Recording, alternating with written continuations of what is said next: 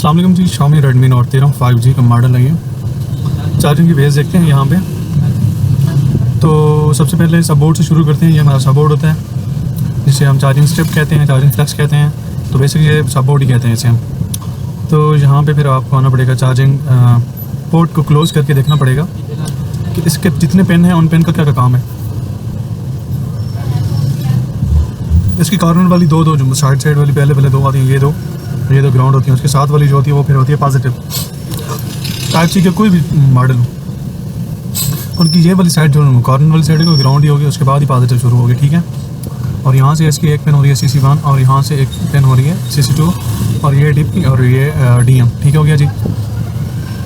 उसके बाद यहाँ पे आएगा हमारा V बस प्रोटेक्शन लगी हुई है डायोड की सूरत में, और ये प्रोटेक्शन के लिए कैपेसिटर लगे हुए हैं। यहाँ पे हमारे पूरे वोल्ट आएंगे 5 वोल्ट।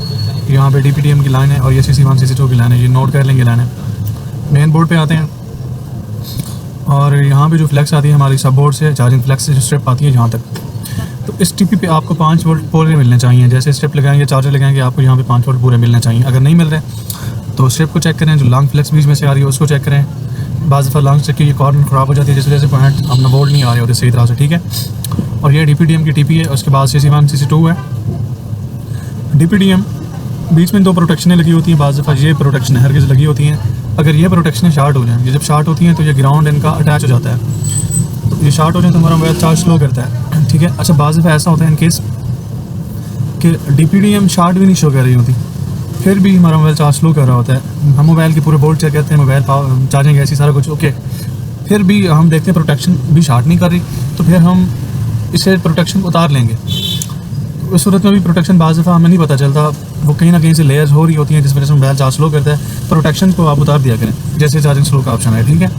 तो ये प्रोटेक्शन उतारेंगे, इसका कोई मसला नहीं होता ज़्यादा, तो ना ही इतने वोल्ट हमारे आते हैं। तो अदरवाइज़ अगर आपके पास दूसरी की प्रोटेक्शन पड़ी है तो यहाँ पे आप लगा सकते हैं, ठीक है। उसके बाद यहाँ पे CC1 CC2 की TP, CC1 की TP दी हुई है, 2 की TP नहीं दी, तो यहाँ पे फिर आपको इसकी भी प्रोटेक्शन है। तो ये खैर वो OTP के लिए हैं। हमारी जो चार्जिंग की लाइन है वो हम देखेंगे। तो यहाँ पे DPDM इन हो रही है चार्जिंग ऐसी में, और यहाँ पे आ रही हैं फिर हमारे प्रोसेसर में ये बीच में 2 कैपेसिटर रजिस्टर लगे होते हैं, और यहाँ पे हमारी ये जो पेन आप नोट कर लें। उसके बाद यहाँ पे आप आए तो मैं आपको दिखाऊँ, ये भी बस हमारी अभी तक चार्जिंग वाली जो वोल्टेज है वो आ रहे हैं। ये कैपेसिटर से N होगी, ये बीच में एक प्रोटेक्शन लगी हुई है, यहाँ से N होंगे वोल्टेज हमारे, और ये भी बस फिर जाएगी सीधा चार्जिंग IC में।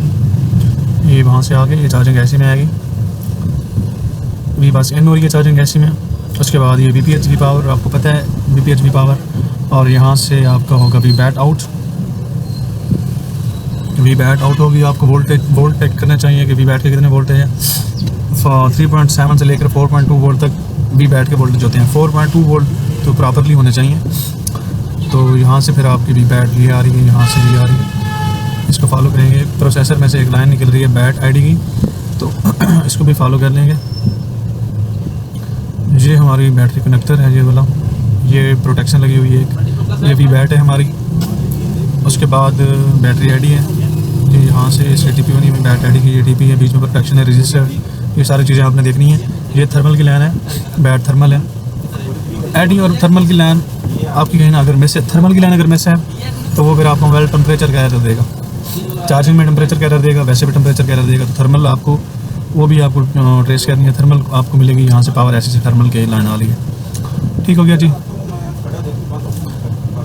तो ये है इसकी पूरी हार्डवेयर सोल्यूशन। लाइन्स आपको दी गई हैं, यहाँ पे आपको नक्शा दिया गया होता है कि भाई यहाँ से वोल्टेज आ रहे हैं, यहाँ तक जाते हैं, इस तरह से। तो ये चीज़ें आपने देखनी है, इजीली आपके लिए इजी हो जाता है। फिर मोबाइल के जो फॉल्ट होता है चार्जिंग वाला वो हल करना इजी हो जाता है। शुक्रिया जी, अल्लाह हाफ़िज़।